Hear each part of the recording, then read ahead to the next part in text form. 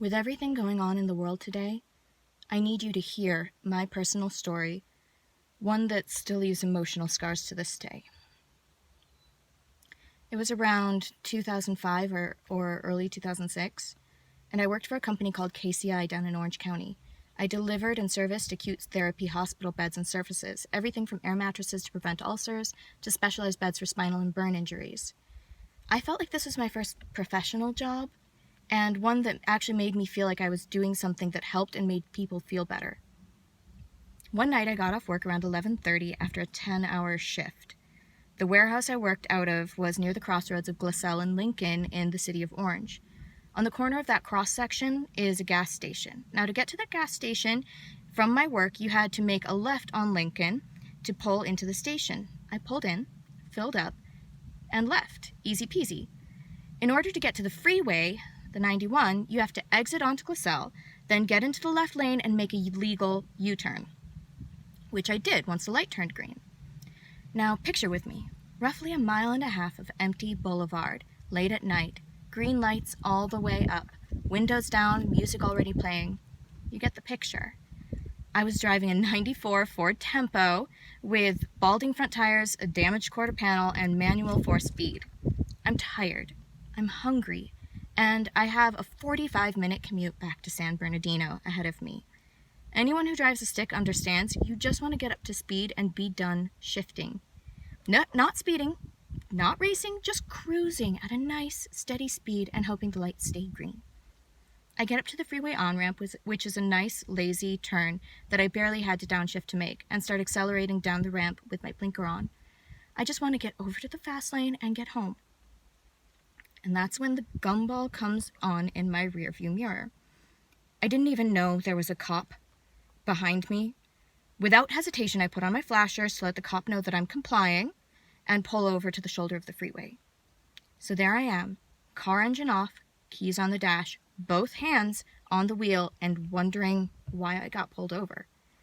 I knew I hadn't run any red lights. My registration was good. Why was I pulled over? I heard the cop approaching and turned to ask, only to see that his gun is already halfway out of the holster, and him demanding that I step out of the car.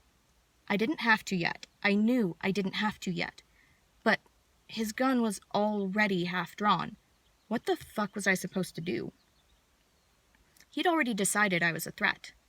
Slowly, I verbalize every move I make, from unbuckling my seatbelt to opening the door. But before I'm standing completely straight, he's physically grabbed me, turned me around, and handcuffed me. I still don't know why I was pulled over. By this point, more cruisers have arrived. There are now 4 law enforcement officers and me handcuffed on the side of the 91 freeway. And I don't know why. Once the others have arrived, he asks me, "Are there any drugs or weapons in the vehicle?" I answered no, and I'm still trying to figure out why I was pulled over. Then he asks, if I search the vehicle, will I find anything? At this point, the panic is setting in, the one where you just start to realize the next minutes might be altering your life forever. That one. So, in an attempt to make myself feel better, I quip. If you do, it'll be a surprise to both of us. He then asks, do I have your permission to search the vehicle, or do I need to call a K-9 unit? Now, I'd read stories about how sometimes the K-handlers will either trick the dogs into giving a false positive, or will even lie and say the dogs signaled when they did no such thing. The panic is setting in. What the fuck would you do? So I gave permission. By this time, a black cop has arrived, and I'm feeling slightly relieved, but still scared. He's the one that stands next to me to the side, while the other 5 white cops literally ransack my car, just looking for something.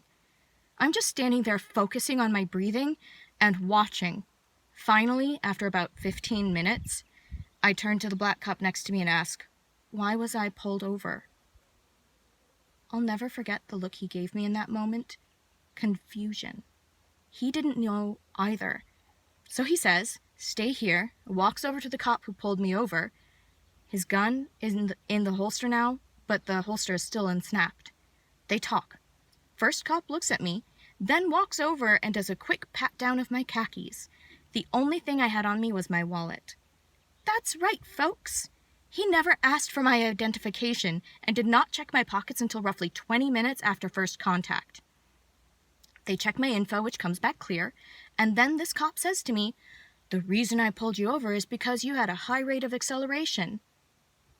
You looked like you were trying to get away from me." I'm dumbfounded and ask, "Was I speeding?" He says no, and then I ask where he saw me, and he says, "When you made that U-turn at the green light."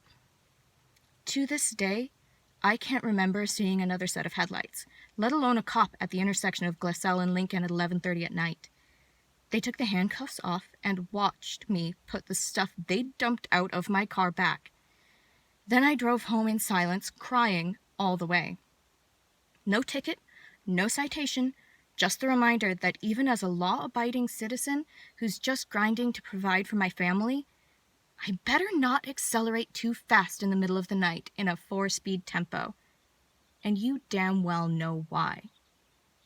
Because this is actually a story shared with me by a friend, a person of color, who went on to say, "To this day, I can't drive past or be near a cop on the road without my heart jumping a little bit. I have to watch their every action in my mirrors until I feel safe. Until I feel safe because the cops aren't around." This sort of thing shouldn't happen, period. And if this video can help one person examine their white privilege or help one cop decide to do better, then share.